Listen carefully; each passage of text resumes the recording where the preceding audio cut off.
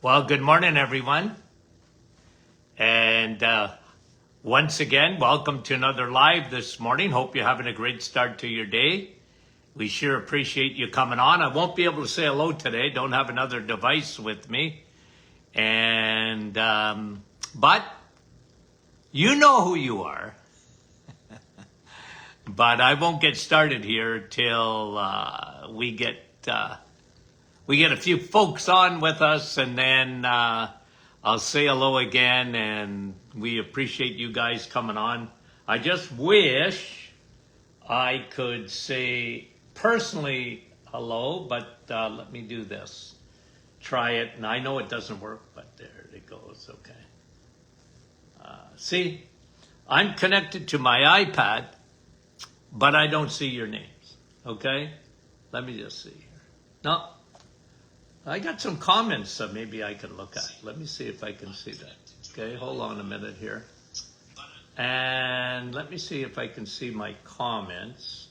Because if I do that, maybe, hold on a minute. Nope, I can't. If I can scroll here. Anyway, guys, how are you? Good morning. You know who you are from coast to coast in North America, okay, coast to coast. We get them from, it's always amazing to me, the folks that come on from the West Coast of both Canada and the United States. Guys, you have no idea how much I appreciate that, okay? When you can come on live and you got to get up at, 5:30 in the morning or whatever, my word. Well, we just love you dearly.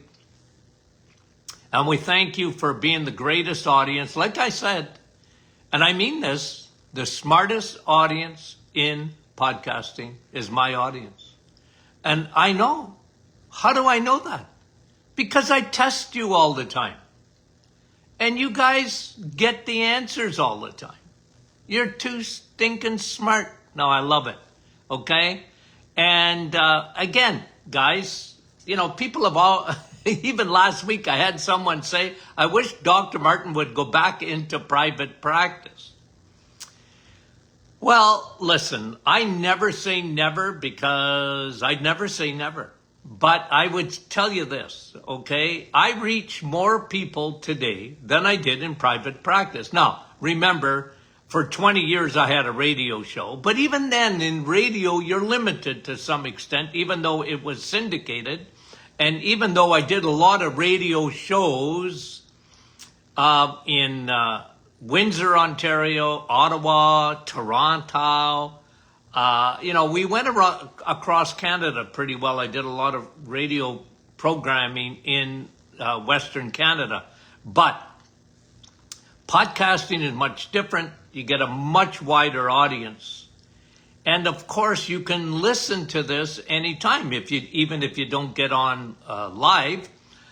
This is a podcast that you can download on your favorite smart device. So we appreciate that, and we appreciate you. Okay, so I just want to tell you that. I want to talk about our new book for a second, and that is coming to a theater near you very quickly. Thanks for signing up. Those who have signed up, I'm telling you, we're going to, well, we've ordered more books. The publisher. Okay? And so we don't want to run out. But the first print is going to go very quickly, and we appreciate that. Again, thanks to you guys.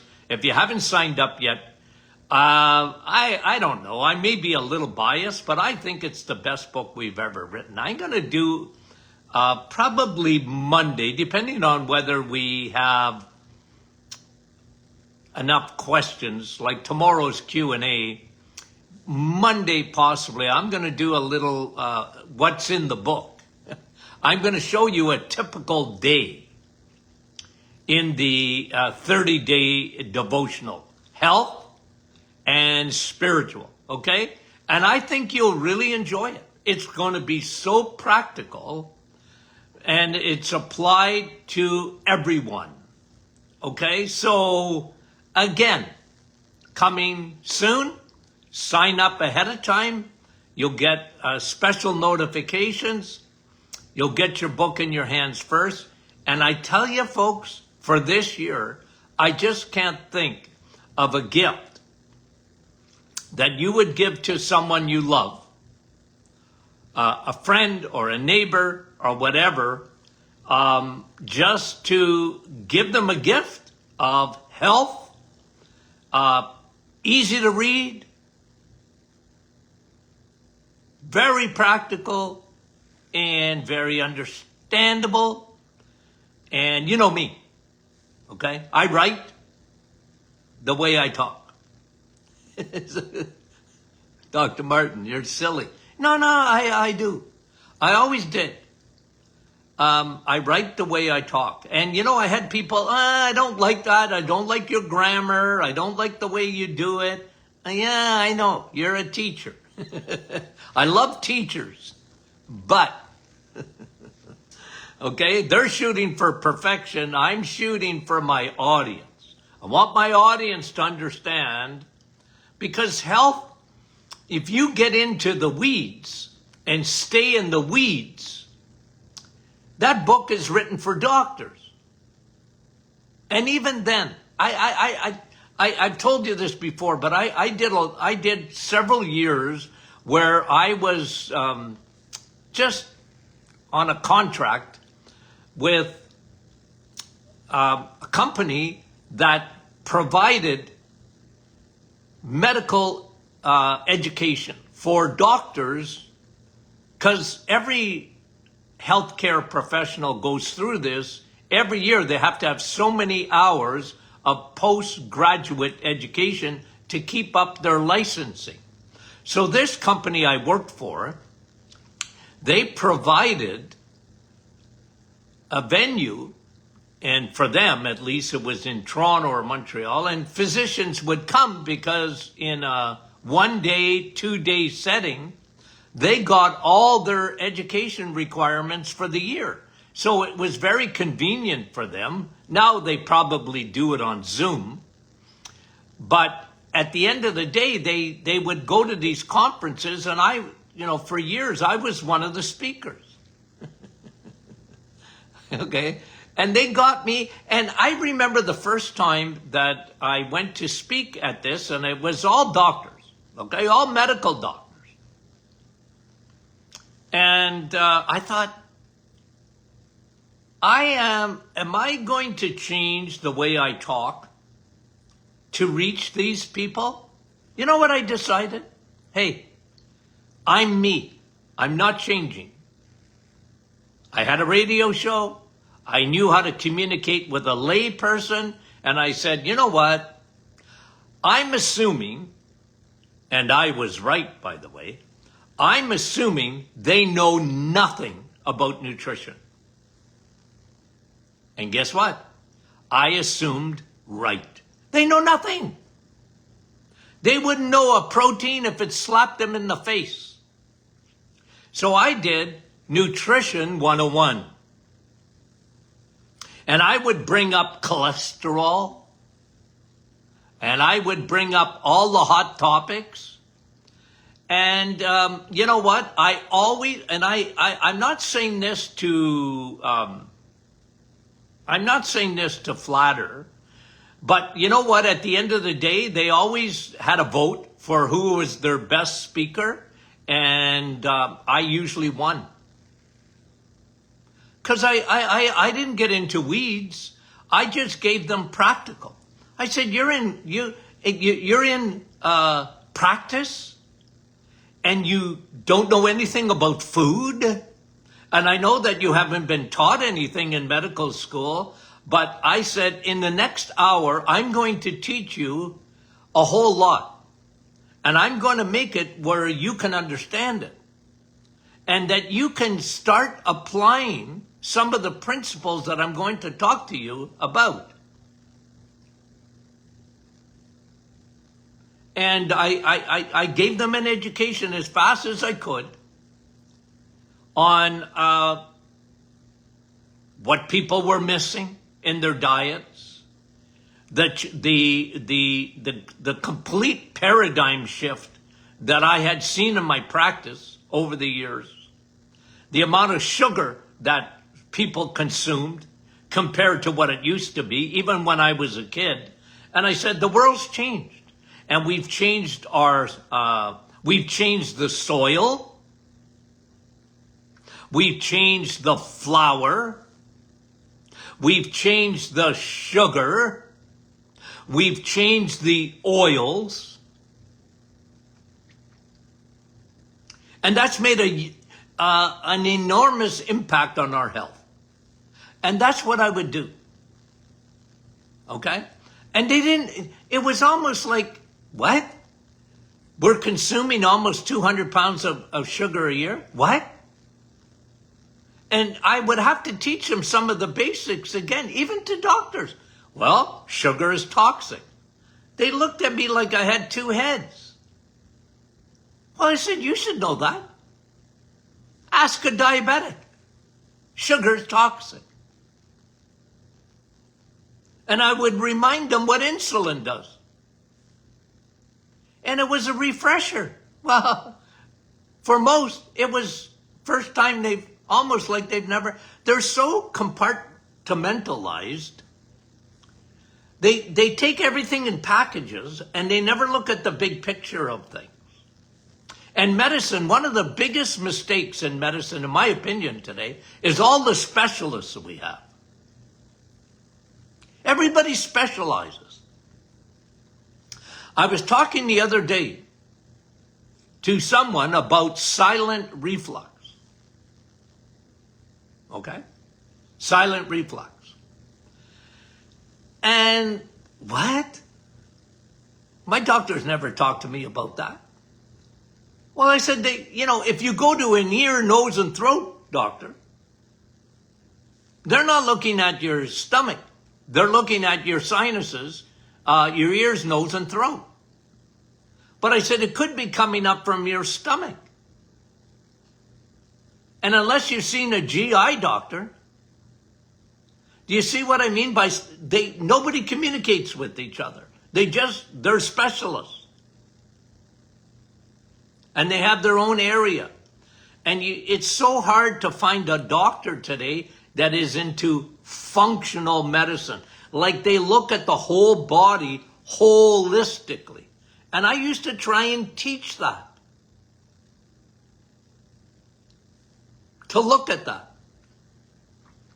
That things are connected. Anyway, why did I get into that? I don't know. I can't remember. Okay, let's look. I have got 1, 2, 3, 4, 5, 6 studies or topics I wanted to look at. So we're not going to get to all of them, but let's talk about a couple here. 1, okay? 1. There is a correlation, okay, and you study out a correlation between restless leg syndrome, okay, RLS, and Parkinson's. And they say on this study that the link is dopamine, okay? Restless legs, people who get restless leg syndrome are much more susceptible, according to the study, to become, to get Parkinson's later on. And they looked at the connection and trying to figure out like what's the same in Parkinson's and restless legs, and they talk about the hormone dopamine. And anyway, okay, I don't know so much about that. But let me talk to you about restless legs first, before I talk to you about Parkinson's. I have personal experience of restless leg syndrome. I used to suffer from it. I called it the EBGBs of the legs. When you go to sleep, but your legs don't. And I'm telling you, it can be major in terms of disruption. I used to really suffer from that. I'm talking 35 years ago. Okay? I go to bed, I try to go to sleep, and my legs wouldn't. The EBGBs, I called them. Okay? That was my term. And I tried a lot of things, being in natural medicine, okay, and tried a lot of things. Here's what I found, and this is for me, so let me just tell you my personal story, and a lot of people found this out too. It's microcirculation, in my opinion, okay, those little capillaries in your legs, not enough blood supply, in my opinion. That's what I'll tell you why mine went away, and I've never had it since. Soon as I've often told you the story of my wife and pine bark extract, chronic fatigue syndrome. It was dramatic for her within a few days, and she threatened my life if I didn't find her more pine bark extract. Friend of mine, a colleague of mine, sort of talked to me about it. He said, it crosses the blood-brain barrier. I've been reading the research on it. He said, I recommend you try it. Get it from Europe. And I got it in from Europe. I gave it to my wife before I would give it to any of my patients. And presto, like, it was dramatic for her. Like, it didn't fix everything. It's just that she felt so much better within a few days. And then she threatened my life. And if you threaten my life, but if my wife threatens my life, I take that seriously. Okay? I know who the boss is. Okay? The little Italian stallion that I married 53 years ago this month. Okay? I don't forget that anniversary either, if I know what's good for me. Okay? But her brain fog lifted. She had more energy.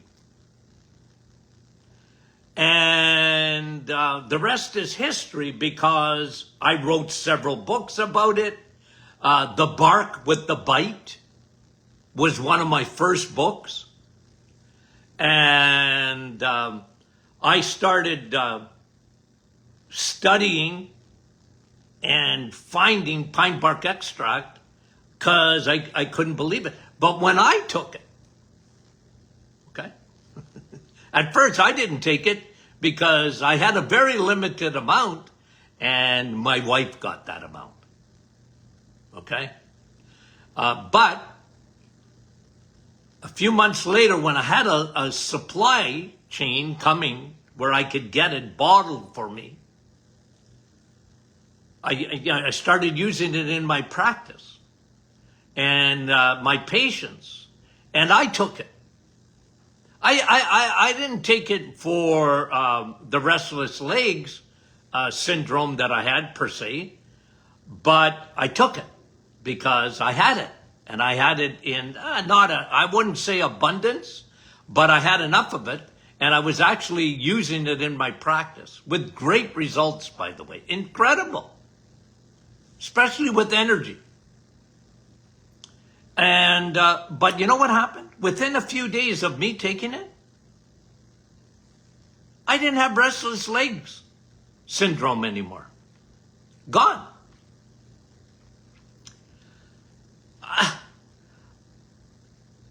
I had to think about it. Like, what did I do? It's gone. Oh, I took pine bark. We named it Navitol. Navitol is just a Latin name for energy.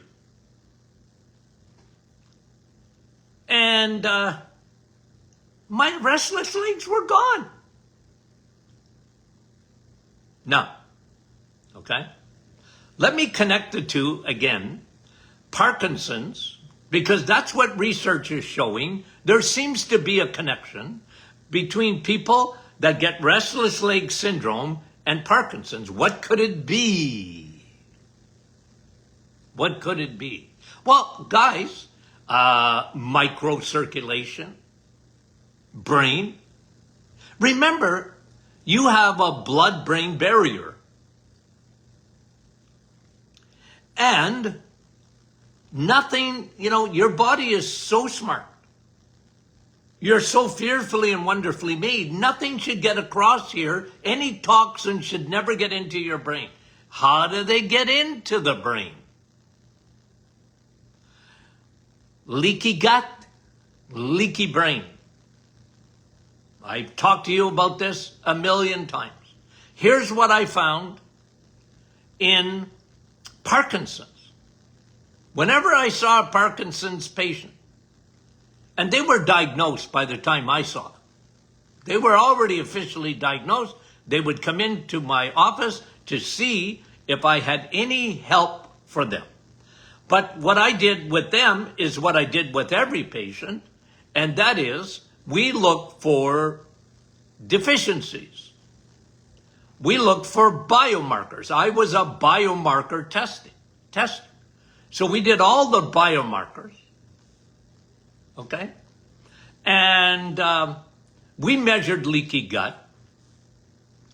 They always had it. I can't even think of an exception. 1. 2, because of that leaky gut, they had heavy metal. Now, I used to test for that. Mercury, lead, cadmium, aluminum. I tested for it. I did urine tests for it.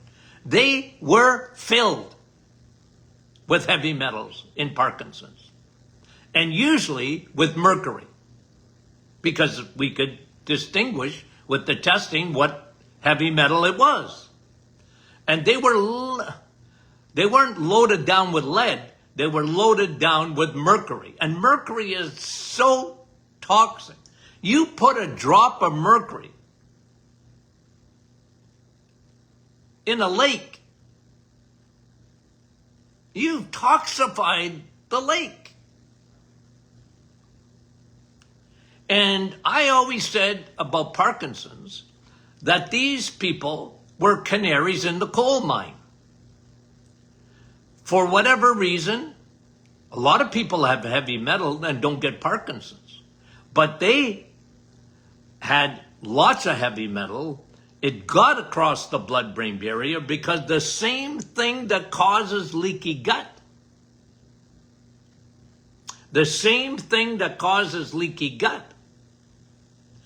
changes the microbiome. And now your border is compromised. If your southern border is compromised, what do I mean by that? Between your blood and your gut. You got a little barrier there.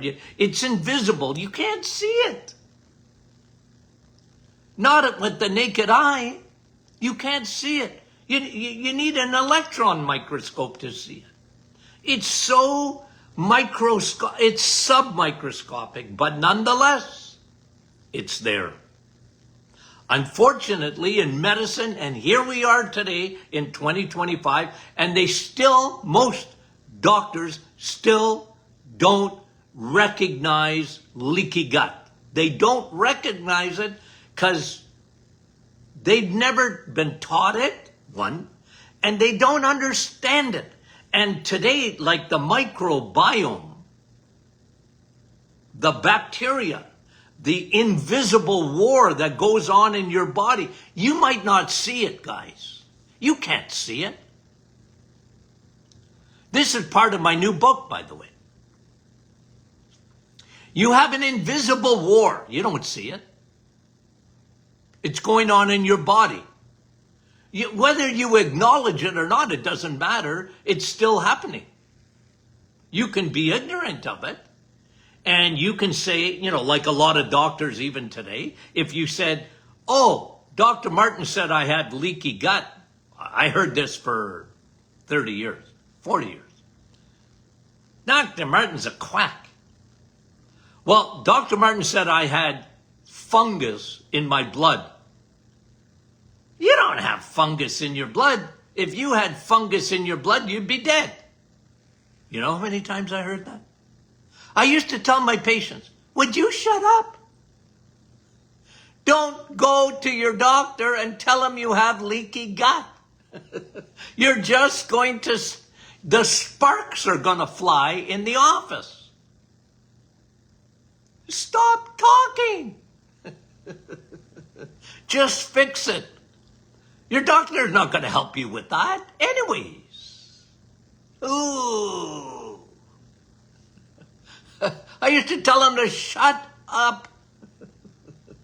I loved them, but I had to tell them to shut up because they were just starting a war for nothing. Why are you doing that?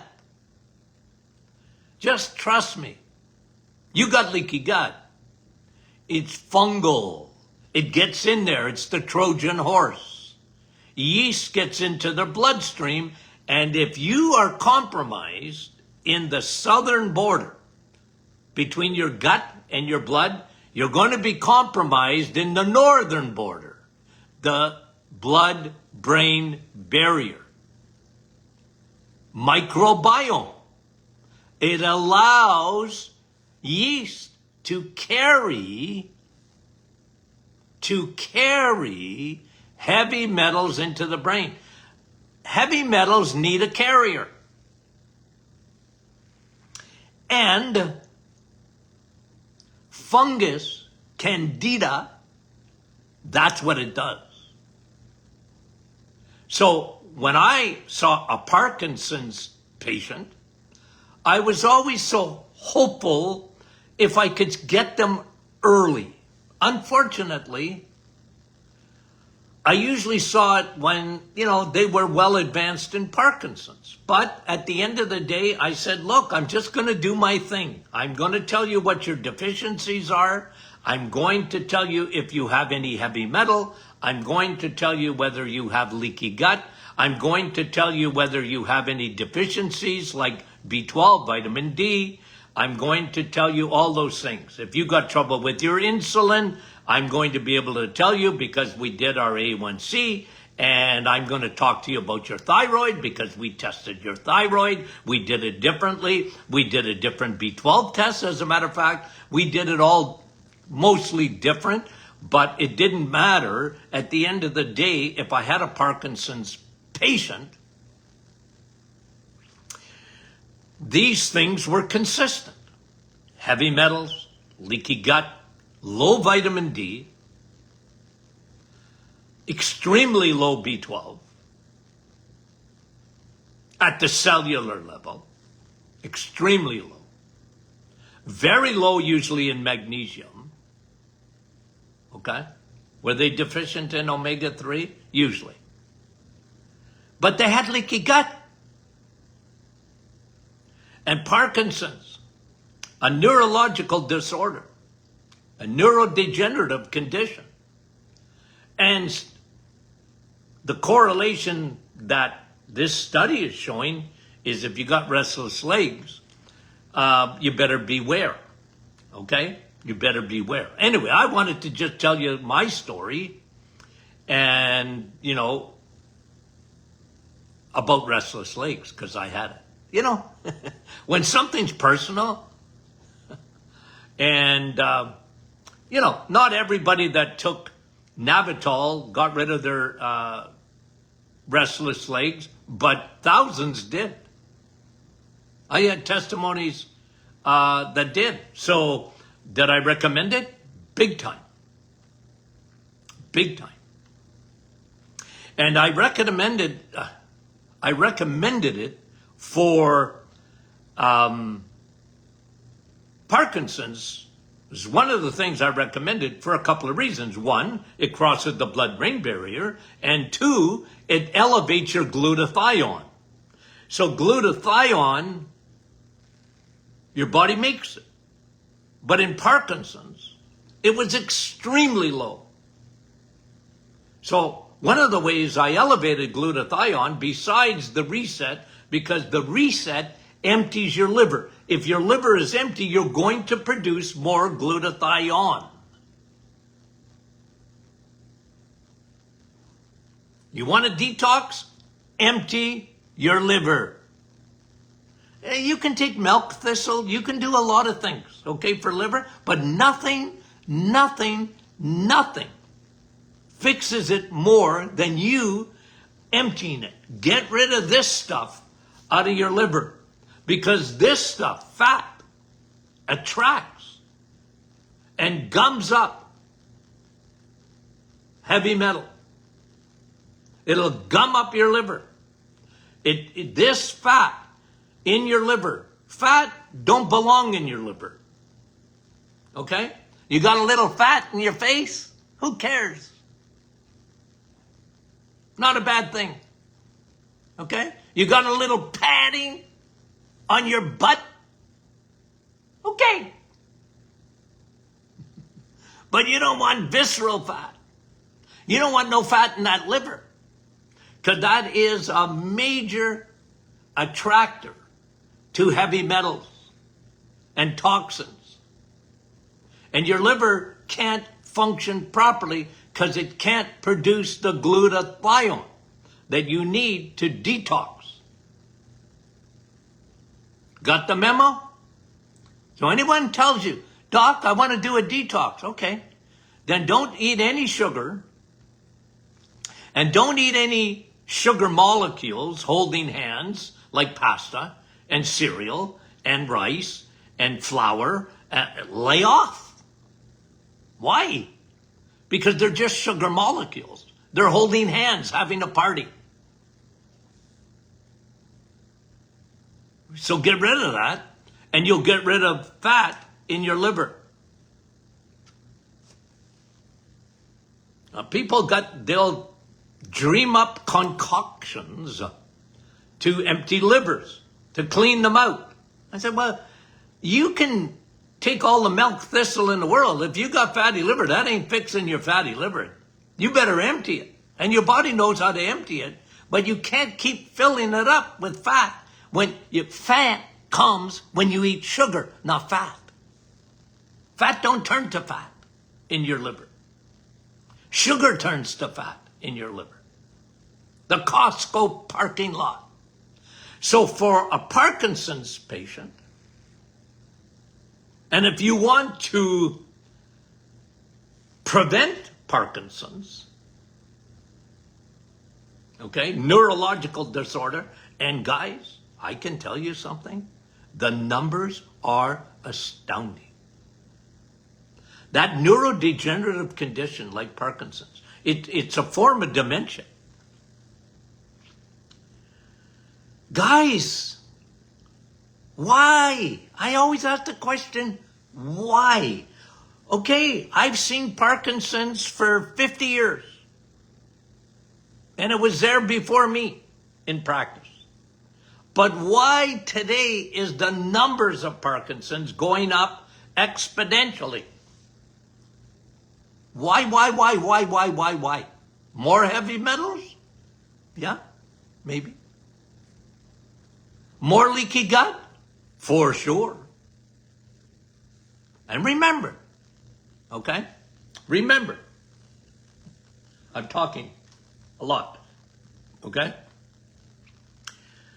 One of the starts of leaky gut, what is the number one? Okay, asking questions. What's the number one cause of leaky gut? Okay? I can't even read your comments. But I know you know this. And for folks that are new for the first time, on with us. New folks, okay? Thank you. We love you. And join the Martin private Facebook group, Martin Clinic private Facebook group. Please join it. Why? Because what a community that is. Continuous education. Okay? Not just the podcast, but our group. We got a big family. And man, oh man, I love our family on the private Facebook group. Okay? But for the new folks, What is the number one cause of leaky gut? Okay? You guys answered it, I think. I'm confident, even though I can't see your answers today. Antibiotics. Number one cause. And is there a link? They link restless legs. I link antibiotics. Because, guys, I was a history taker. I was a historian in my practice. Man, oh man, oh man. You just didn't get to see me. Some people were upset. They came. They're here. I got to get to my appointment with Dr. Martin at least a half an hour before I see Dr. Martin. No, it would be more like an hour before, okay? Because you saw our waiting room. You filled out a questionnaire, and I would not see you unless you filled it out. Okay? And it was, you're asking so many questions. Yep. Okay? You got inside information. I want to know your history. Okay? And I asked it every which way but loose, how to find out about you. I wanted to know your history, even as a child. Really important to me, okay? And then the next time, you see, they still didn't see me because after they filled out the questionnaire, they had to get all their biomarkers tested. I didn't do that. My staff did that. Where's Dr. Martin? Well, he's coming. Once we have all the results, the closer's coming. Okay? Well, the closer's coming in. To close. Actually, it was to open up your case and to tell you, here's your problems and here's how to fix them. Okay? Including Parkinson's. Not that I say we're going to cure it, but here's what we found. And I'll tell you, am I trying to think of a case where there wasn't I'm not going to say, look, you know what I think about antibiotics. It can save your life. Greatest discovery in medicine of the 20th century. To me, it's not even close. Yeah, insulin, but it's not even close. Antibiotics have saved millions and millions and millions and millions and millions and millions of people's lives. Hallelujah. It works. Antibiotics, I love them. Except it's a double-edged sword. It's got two sides to it. And doctors, they don't worry about the other side, but I do, because I saw it. It will cause disruption in the microbiome. It will cause leaky gut. More than anything else. It will allow the Trojan horse to come in, the fungus. Yeah. Big, big problem in Parkinson's was the antibiotic use. Okay? Nobody told them. It wasn't their fault. They didn't understand. Don't wait around for medicine to figure things out. You figure it out. This is why I'm on daily educating. I look at guys, I look at it differently. I fully understand that. But you decide if I'm right or wrong. Okay? You decide. God gave you a brain. Use it. Okay. Tomorrow's Q&A. That means get your questions in. Send them if you want. We'd love it. info@martinclinic.com. Okay? Send your questions in. Don't put them up here. Okay? On the scroll. First of all, I don't even see the scroll. Okay? And during the program, even if I have another device, I can't see your questions. I'm focusing in on what I'm talking about. Okay? And the only time sometimes I'll look is to see if I give you a little quiz. And then I looked for some answers, okay? And I thought I might be able to do it today, but I couldn't see it. I don't know why. Don't ask me why.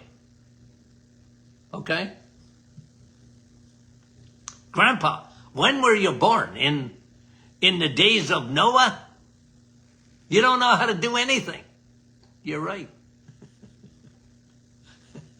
Okay, guys. Send your questions in to info@martinclinic.com. Remember, the new book is coming. I preach it because you're going to want to have it. I mean it. I mean it. I mean it. You will not be disappointed in this book, Rebuilding Your Temple. I promise you. Okay? You're going to love it. Talk to you soon.